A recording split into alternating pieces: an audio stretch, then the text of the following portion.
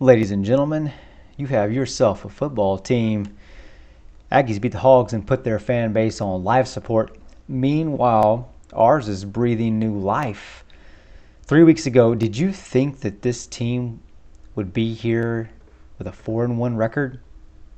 You think this was a 4-1 team 3 weeks ago? After everything that was that Miami game, how could it be that this team has made a 180? How?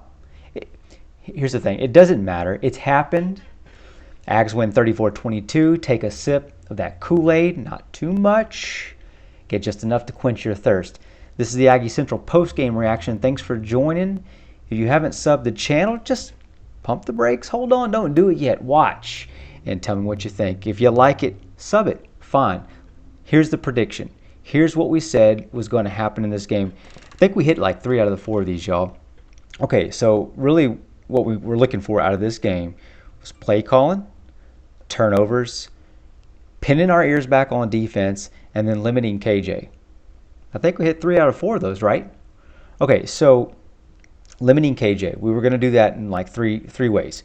First way was to spy him. Check.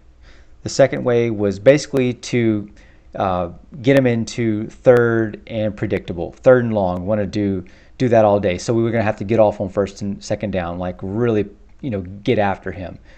Check. We did that. Third thing we were going to need to do was basically just sack him and get to him. And we really just ended up having a field day. We'll get into the stats. That's our next piece. We're going to talk stats. Got a lot of good ones. We did exactly that, as I just said. We pinned our ears back and we get after it again.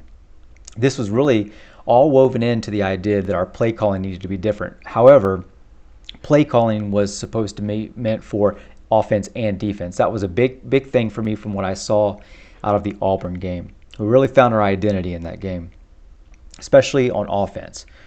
We were looking to get into this situation where we needed to have the right personnel groupings. We wanted to, I would say, not continue to run these sets where we are going to let them get pressure much easier by sending one extra blitz.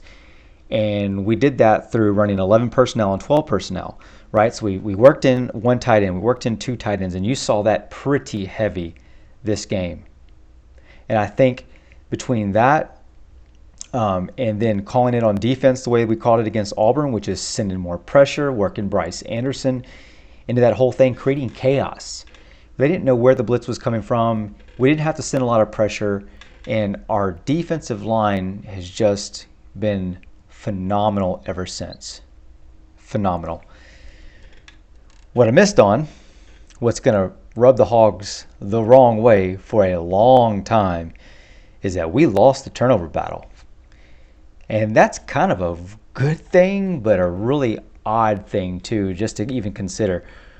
We win by 12 points, and we lost the turnover battle 3-1. I don't like that, but when we finally get that figured out, this is going to be some sort of team. Thankfully, we had the catch and release by Mr. Chris Russell, who has just been quietly having himself a nice little year so far. He may not be starting. We've seen a lot of York and Cooper flash, and he's doing a few things that are kind of just a grinder. And I'm really proud of that guy. Really glad to see him get that scoop and score. Catch and release. And yeah, it just kind of makes you feel good inside to see that story happening. So the prediction. I predicted this game was going to be 30-20. I feel real good about the way this turned out with that. Slightly off on the numbers, 22-34, 12-point spread, and I had a 10-point spread.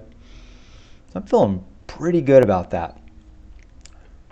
Feeling real good about that. I had us to cover, we covered. Did it easy. And y'all, we should have put up 50. Honestly, we missed 2 field goals. And that really just kind of bleeds us right on into the stats. So let's talk about these stats. Some amazing stats. I have dug deep for you, and this is the time. You think you want to subscribe, listen to what I got for you. And if you like this, just hit it. Come on in with it, baby. Now, let's just kind of get into the box score stuff pretty quick. Max Johnson, 17 to 28. Not the best completion percentage ever. We had quite a few drops. Couple of concerns still in this area. We'll get to those. But he had a 7.5 average, 2 TDs, and he had the pick 6, right? We got to clean that up. But overall, pretty solid outing. I need this guy to understand what he's here to do, because he's taking my breath away. When he's running and when he's trying to lower his shoulder into somebody, he's giving me these Calzada just cold sweats again, and I don't like it.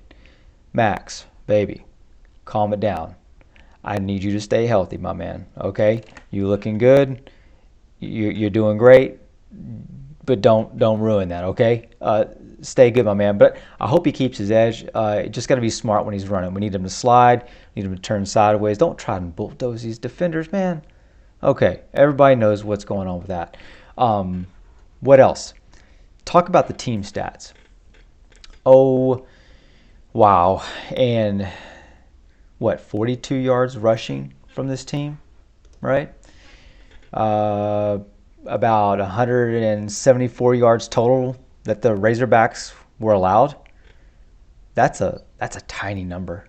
And a little bit deeper, 48 yards on that last drive by Arkansas constituted nearly 30% of their entire offense the whole day. So right before that, they were somewhere in the neighborhood of 125 yards. You believe that?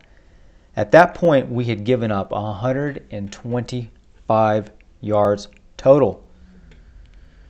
So they ended up doing like 132 yards passing. They're like 9 for 17. I think just two offensive TDs all game? Something like that. 16, I think we gave up. Actually, I think it was just one because it was 3 field goals, right? Wow. Single touchdown in this game. We do get the one turnover, so that's good. Our offense does 414 yards, 210 passing, and 204 on the ground. Couple things I want to point out here. And this is just filthy, y'all. This defense right now is conjuring up some sacred words and some sacred comparisons right now, and people don't want to get into that bad juju with that. But I think we got to call it like we see it. And I'm going to choose these words very carefully, and I'm going to say we're seeing flashes of the wrecking crew, okay? That does not mean this is the wrecking crew. Flashes.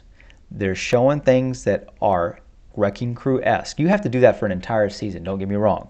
Then, looking back, you decide whether or not that was a wrecking crew or not. 1 game doesn't do it, even 2 games doesn't do it. Nor will 3. It has to be an extended period of time. Okay? But right now, for a defense that allowed over 200 yards rushing per game last year, and we allow only 42 this game, what is one hell of a turnaround? We can get excited for that. Enjoy it. Enjoy it right now, y'all. This is turning into something pretty incredible. So let me go even a little bit deeper for you right here. So, I like to listen to, Mr. Josh Pate, and he talks about some padlock stats from time to time. He even mentioned us on a few. So thought I'd take a quick look at these and see maybe if we might have a few on here. So going through the data, looking at, all the stuff that we did after the first 2 drives, the Aggie defense did not allow a drive with more than 4 plays the rest of the game. 4 plays is all they got, y'all. And one of those was just because they went for it on 4th down and they got stuffed. We had that turnover, bunch of punts, interception. They ended up with I think 1 more field goal after that. And then, of course, actually the last drive, I think that was the 3rd or the 4th play in that drive where they dropped the bomb for the touchdown. But other than that, no drives over 4 plays. That's a stat right there. I think if you had told me that before the game, I'd say, yeah, okay, we're going to win if that's what you're telling me. Pretty incredible effort. Even more, 9 of the top 11 tacklers were front 7. Front 7. That I've been just slobbering whenever we've had like 3 of the top 4 be either defensive linemen or linebackers. 9 of the top 11 this time, y'all. 9 of the top 11. Those folks made up like 37 of the total tackles out of 62 plays run, right? Now you don't tackle every single one of those plays by Arkansas, right? Because they're going to end some of those on field goals or a touchdown, something like that. And so that kind of lowers the total. So they did something in the neighborhood, I think, of like 60% of the tackles were made by these folks. That's just almost unheard of. So what else? We had approximately 41 yards of negative plays that we generated. Do you hear that? Remember that? I mentioned another number earlier. It was really close to that. 41 yards generated of negative plays by our defense. So between sacks and tackles for loss, that amounted to 41 yards on 22 plays. That's 1.8 yards per negative play. You know what they did on offense rushing on average? 1.1 yards. We had a higher average per play, per negative play, than they had for actual offensive rushing yards on average. Like almost a full yard more. 0.7 more. 1.8 yards to their 1.1. Again, I don't know what to do with this number. I've never heard of these kinds of things before. Where is this coming from? It's just wow. So look, I got some concerns though too. Let me get to those real quick. I got three major concerns. I don't think I'm nitpicking here because this team played really, really well, is doing really, really good. But I do have some things that I think we do need to be aware of, okay? One is special teams, and actually there's 2 for this situation. I think we need to be a little bit wary. First, we go 2 for 4 on field goals. So right off the bat, we missed 2. It should have been 40-22 if we had gotten into that, right? That's becoming a little bit of a problem. I think Bond has missed at least 1 or 2 others. I have to look up his percentages. But it's enough that it's throwing up some red flags for me, okay? Second, it didn't rear its head this time, and we at least got something in return with Anias's punt return for a touchdown, which was amazing. I'm so happy for that guy to have had this redemption game because he went out in this game last year and he just came roaring back over 100 yards of punt returnage. Is that a word? Returnage? Wow. New words happening on the podcast all the time. And you haven't liked yet? I don't know. Comment. Something. Anias. Man, I'm so happy for you. To see this game happen the way that happened is just phenomenal, okay? However, on the flip side, though, our kickoff cover needs to get better. I think we're on eggshells each time we kick it off. It feels like any given time we're just going to let one bust. And so I'd really like to see some growth there. I think if we'd given up something in that area today, we did have the pick 6 that we gave up.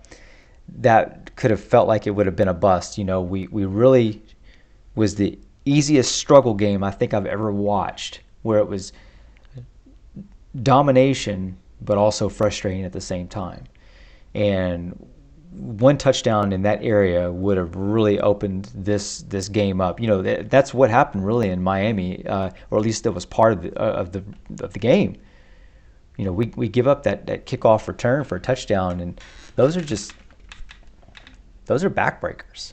Okay, so kickoff cover needs to get better. It's reared its head a few too many times, and I'm worried that it's going to let something get away. Finally, we've got to shore up the turnovers. We are in a deficit turnover-wise, and that's probably the biggest one because it controls the game so much. We're generating something, obviously, but we're generating much more negative from this. The pick six is just something we have to eliminate. The Max runs it, gets popped in the left arm, fumbles. We've got to get rid of that. And then what we had one more, I think, that happened. I'm at a loss at the moment, but turnovers has got to be something that we shore up. Okay. Let's talk about the outlook though, because this team's 2-0 in the SEC. There are a number of teams that either are not, things the way they're shaking out and the way things are looking. So I would say right now we set up pretty nicely against Bama. They've got offensive line issues just like Arkansas did. They've got accuracy issues at quarterback. It looks like you kind of have a very, very similar matchup, which bodes well for next week. Okay, we'll look at it closer in the preview, but outlook-wise, okay, I'm feeling much better about this game. Each week, it's been getting a little bit better, a little bit better. If our defense can perform similarly or in the same reasonable area, we have a really good chance of holding them to a nice total that we can cover with our offense, right? So right now, as last I checked, they're handling Mississippi State. So Mississippi State most likely takes a loss. They don't look as strong as they once might have thought they were going to be, where some people are talking about some noise they might make in the SEC West. I'm not saying that's going to be an easy win, but it looks like something that we can definitely work through, especially as this team has gotten much better and the defense has become a lockdown kind of situation and offense is becoming more serviceable. Thinking about how good they would be if we just eliminated some of the errors and played more clean, right? That would probably make Mississippi State just a much easier game. Ole Miss edges LSU. Okay, so Ole Miss takes a second falter. Came back last week, looked pretty good, but now, whereas I've always thought Ole Miss was something that would be like, that's on my radar. Watch out for Ole Miss, but now Ole Miss looks like they could be an upsetter kind of thing. I don't know if we'll be favored in the game for sure. But in the sense of our plans and what we might like to do, that's definitely a game to keep our eye on. They are something. They're potent. They're dangerous. Tennessee up 2 touchdowns right now to South Carolina. We play Tennessee and play South Carolina, but the bigger note I think a little bit is on the South Carolina game. They just don't look like they are all as much as, again, same thing as Mississippi State as what some said they might be. So looking pretty good there, and Tennessee definitely looks vulnerable as well. We've had some interesting shakeups. What about Auburn right now? They go over to Georgia and lose 20-27. We had so many people talking about it. Well, that's not a good team. So we're thinking differently now? Maybe we're thinking differently. I just think somebody ought to reconsider what they said about that, because we weren't getting much credit for holding them to 10 points, and they go down to Georgia. Might have stolen a little bit of a soul there. So this team, what's in store? We will find out more next weekend. All I got to say is this. I know where I'm going to be at 2:30. I think you know where you're going to be too. Kyle Field is going to be lit next week. Like and subscribe if you haven't yet. You catch the preview coming up in a day or two, and then we'll see what happens next Saturday versus Bama.